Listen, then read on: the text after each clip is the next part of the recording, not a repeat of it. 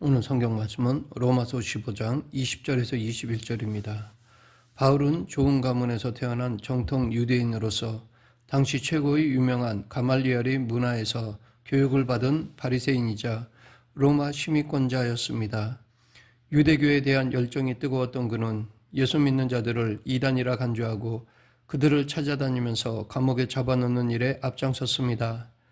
그는 예루살렘에서뿐 아니라 저 멀리 다메섹에까지 가서 그리스도인들을 잡아오고자 했는데 다메섹으로 가던 중 하늘로부터 들려오는 예수님의 음성을 듣고 극적인 회심을 경험하게 되었습니다.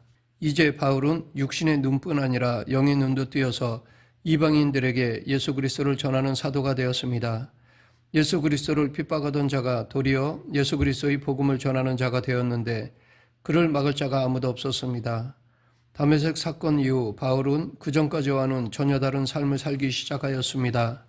이것이 사도 바울의 사역의 출발점입니다. 바울은 회심 이후 온 천하를 다니면서 복음의 기쁜 소식을 전하기 시작하였습니다. 그는 사람들의 구원을 위해 온 마음과 목숨을 다해 자신을 불태웠습니다.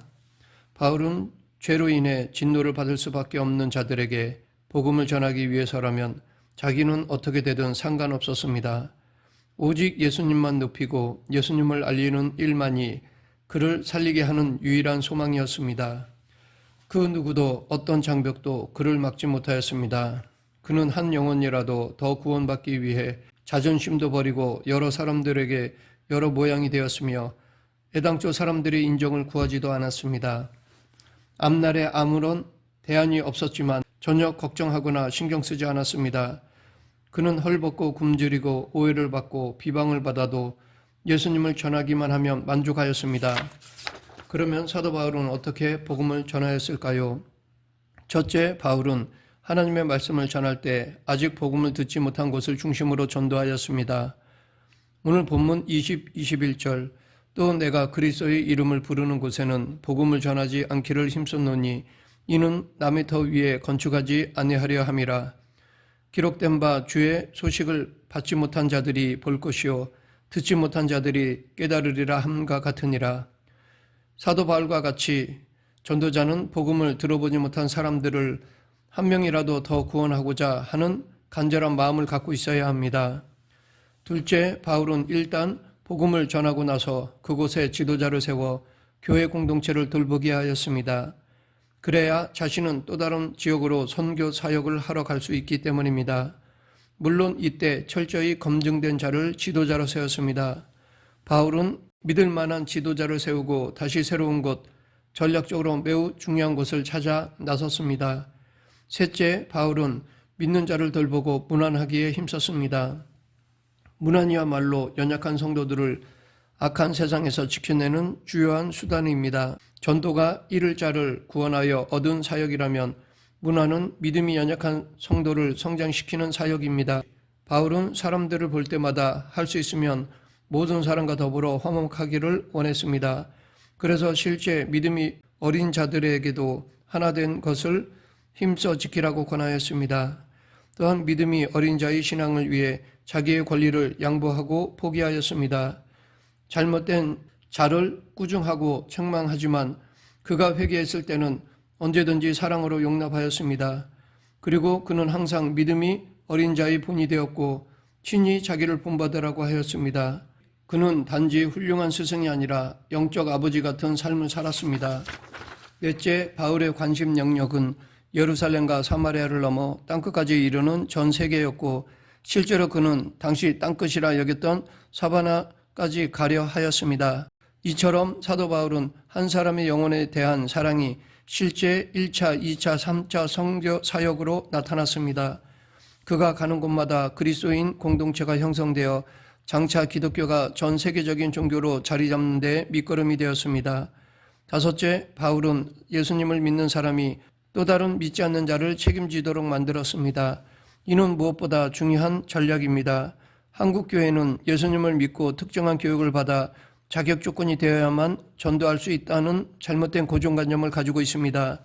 하지만 전도는 오래 믿은 자든 초신자든 그 누구도 해야 하는 사명인 것입니다. 그러면 거짓교리가 난무하는 상황에서 사도 바울은 어떻게 진리를 수호하였을까요? 첫째, 바울은 잘못된 사람들을 너그럽게 용서했지만 진리가 아닌 다른 복음을 전하면 저주를 받는다라고 말할 정도로 잘못된 가르침은 절대 용납하지 않았습니다. 둘째, 바울은 교회를 굳건히 세우기 위해 소아시아의 여러 교회를 수차례 방문했고 문제가 생겼을 때는 힘을 다해 해결하려는 수고를 마다하지 않았습니다. 셋째, 바울은 자신이 직접 세우지 않고 한 번도 방문한 적이 없는 교회라 할지라도 그들을 위해 복음을 처음부터 끝까지 자세히 설명하는 열정을 지녔습니다. 넷째, 유명한 교회 지도자라 할지라도 그들이 복음의 진리를 바르게 행하지 않았을 때 공개적으로 책망할 만큼 바울은 진리를 수호하는데 한치의 양보도 없었습니다. 다섯째, 교회 지도자들이 진리를 벗어나 죄지은 성도를 치리하지 않고 가만 놔두었을 때 바울은 용납하지 않고 그를 출교시켰습니다. 여섯째, 바울의 사역 중 무엇보다도 중요한 것은 성경을 기록한 일이었습니다. 그는 그리스도인들을 돌보기 위해 당시 여러 교회에 편지를 썼는데 그 분량이 신약 성경의 로마서를 비롯해 빌레몬서까지 무려 13권에 달합니다. 사도 바울은 구원과 삶에 관한 가르침을 서신 곳곳에 기록하였습니다. 구원은 회개하는 자, 그래서 용서받은 자에게 주어집니다. 구원은 공짜로 주어지는 선물입니다. 불교나 카톨릭에서 주장하는 것처럼 선행을 해야 구원받는 것이 아니라 오직 믿음으로 구원받습니다. 믿는다는 것은 예수님이 나의 죄를 위해 십자가에서 죽으시고 부활하셔서 나의 구원자 되시고 주인이 되심을 믿는 것입니다. 주 되심은 나를 부인하고 주님께 순종하는 것을 전제로 합니다. 세상과 짝하던 것을 끊고 예수님을 나의 주인으로 영접하는 것입니다. 그러므로 앞으로 때가 되면 헌신하겠다고 생각하는 사람은 아직 거듭난 자가 아닙니다. 지금까지는 자기가 원하는 대로 자기가 하고 싶은 대로 살았다 할지라도 믿은 후부터는 예수님이 원하시는 대로 살아야 합니다. 자기를 부인해야 비로소 하나님이 마음껏 나를 사용하실 수 있습니다. 자신을 하나님께 드려야 성도의 진짜 삶이 시작됩니다. 우리 주위를 돌아보면 예수님을 믿고 좋아서 막 흥분하다가 어느 순간에 푹 가라앉는 감정 기복이 심한 사람들이 꽤 있습니다. 그러나 그리스도인은 상황과 관계없이 항상 기쁘고 즐겁게 살아야 합니다. 그리스도인의 특징은 항상 기뻐하되 환난 중에서도 기뻐하는 것입니다. 왜냐하면 그리스도인에게 환난은 재앙이 아니라 연단이기 때문입니다. 현재 우리가 겪고 있는 역경이 고맙게도 우리를 하나님의 사람으로 단련시키고 있습니다. 그렇기 때문에 우리 그리스도인은 역경 가운데서 기도하며 즐거워해야 합니다. 또한 그리스도인은 범사에 감사하며 어떤 상황에서도 자족하는 법을 배워야 합니다. 자족하지 못하는 사람은 늘 불평합니다. 남에 대한 뒷담화도 많이 합니다. 이것은 자족이라는 높은 단계에 도달하지 못했음을 사람들에게 알리는 것입니다. 자족은 고도의 영성입니다. 바울은 이미 자족을 배웠기 때문에 밤낮 굶주리고 매맞고 감옥에 들어가서도 견딜 수 있었습니다. 자족을 배우면 이 땅에서 살 동안 행복하고 감사가 넘칩니다. 또한 그리스도인은 성령으로 충만해야 합니다. 성령으로 충만하기 위해서는 말씀을 묵상하며 기도 생활이 잘 유지되어야 합니다. 이렇게 그리스도인은 성령 충만한 가운데 계속 자라서 사랑, 희락, 화평, 오래 참음, 자비, 양성, 충성, 온유, 절제의 성령의 열매를 맺어야 합니다. 그런 중에 예수님의 재림을 기다리면 언제라도 오실 예수님을 맞이할 준비가 된 상태가 되는 것입니다. 사도 바울은 예수 그리스도가 주 되심을 알리기 위해 즉 복음을 전하기 위해 이 땅에서 죽도록 충성하고 수고한 일꾼입니다. 그는 예수님을 만나서 회심한 이후 몸과 마음을 다 바쳐서 예수님을 섬겼습니다. 이 땅에 있는 동안 더욱 예수님을 알기 위해 힘썼고 예수님과의 깊은 교제를 열망하였습니다. 바울이 사는 단 한 가지 이유는 어린 신자들을 돌보기 위함이었습니다. 그들을 하나님 앞에 바로 세우기 위해 바울은 자신의 모든 것을 내려놓았습니다. 세상 사람들에게 만물의 찌꺼기처럼 여겨져도 어린 자들이 바로 서서 신앙생활을 제대로 할 수만 있다면 만족하였습니다.